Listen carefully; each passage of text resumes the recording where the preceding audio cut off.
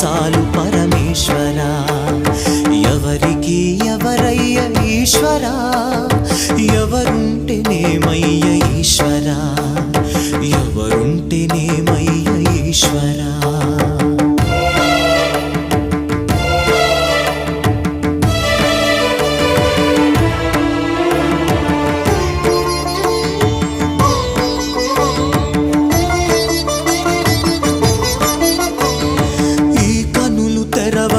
జననం ఈ